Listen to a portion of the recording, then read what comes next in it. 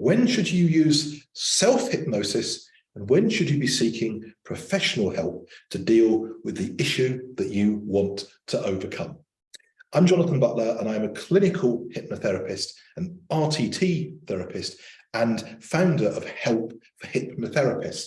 And part of our mission in Help for Hypnotherapists is making hypnotherapy as widely available as possible, because this is a phenomenal therapy that not enough people know about and not enough people are using. So I'm going to share with you today when you should think about self-hypnosis and when you should think about getting professional help. And this video builds on the video I put out about how to do self-hypnosis. So if you haven't seen that, you need to see that. And if you want to see all the other videos that I'm putting out that are relevant on this subject, please do right now, click that subscribe button and make sure that you get the latest videos and all the information I'm putting out there for you to understand more about hypnotherapy. So without further ado, let's get into this then. So first of all,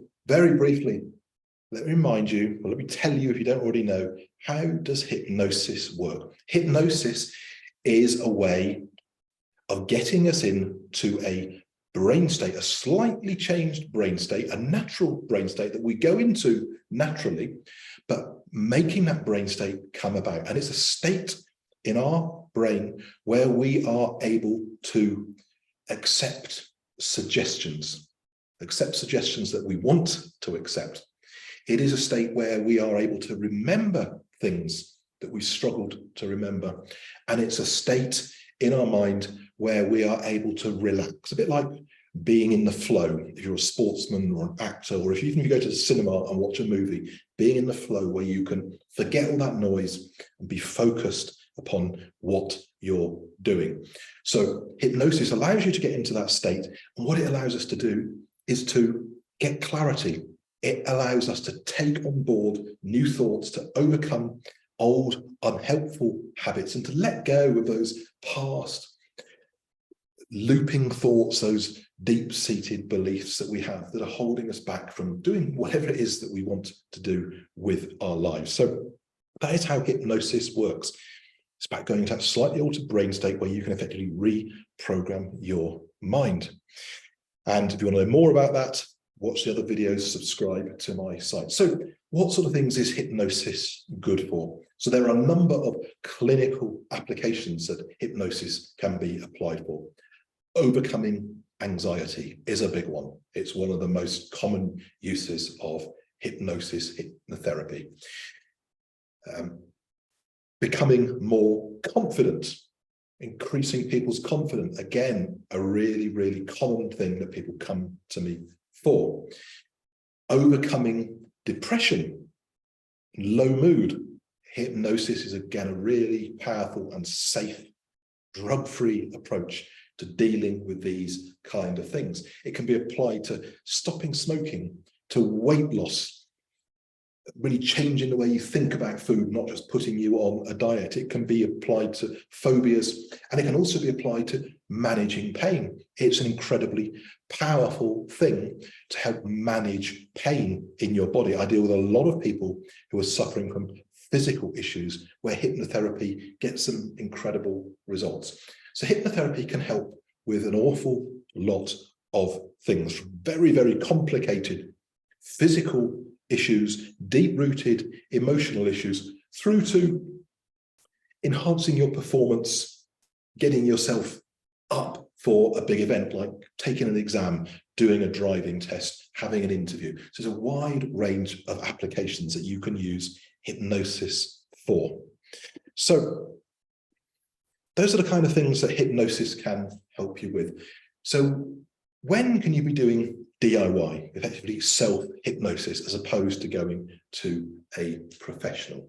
So what I typically find is that a lot of people who come to me as a hypnotherapist, afterwards, or part of that process of working with them, I will teach them how to do self-hypnosis so they can continue to tweak things that they do, and they can always have that ability in their kit bag to be able to sit down, use that self-hypnosis to get themselves into the right frame of mind at any given moment that they want to. So it's a capability and a tool that I leave people with. So that's typically how I apply it to people, but it can be used without having done professional hypnotherapy. In fact, I first got involved in hypnotherapy back when I was a teenager, when I was an elite level cyclist. I was in the top 10 cyclists in my age group in the country. And I was pretty successful. I won regional championships. I won a national championship.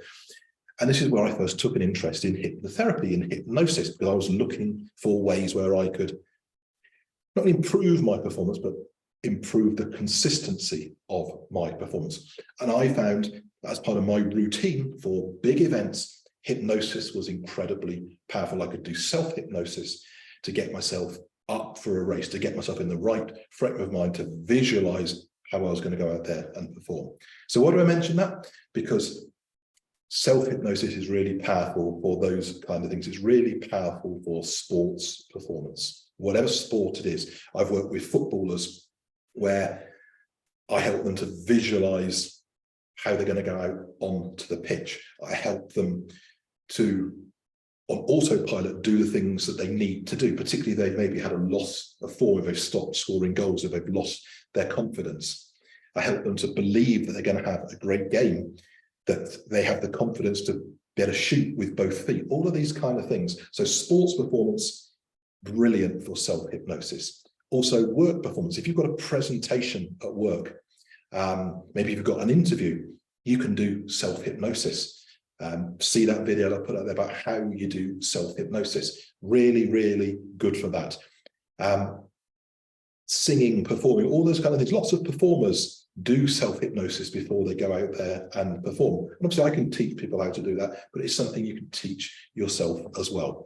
So it's that combination of getting yourself into a light hypnosis state, giving yourself affirmations, visualizing, so you go out there to perform at your best. So really those are the typical applications I would encourage people to use self-hypnosis for. And as you get better at it, you can probably try to apply it to other things as well. So when should you be seeking professional help? You should not be trying to do self-hypnosis to deal with depression, anxiety, phobias, complicated things. These are things that you need professional help with. These are things that you really need professional help with, because it's more than just giving yourself affirmations, giving yourself suggestions. You actually need a therapist who can help you to really understand what's going on, to deal with the things that are holding you back. And again, not all hypnotherapists do this, but in the hypnotherapy that I do, the RTT therapy that I do, I will always initially in a session be working on what's the root cause. Why are you anxious? Why do you have this phobia? Because when we understand that, I can make sure that when we get into that hypnotic suggestion time, that you are having the suggestions that you need to have that are appropriate for you. So if you're if you're facing any kind of significant emotional issue, if you're facing any kind of physical issue, if you've got problematic phobias, fears, behavioral issues, anything like that, you really do need to be seeking professional help. And maybe you could apply that self-hypnosis going forward.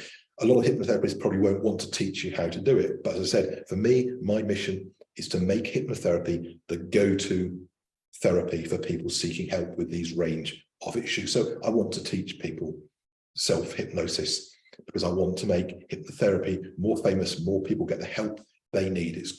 We're here to help people, and of course it helps our profession as well.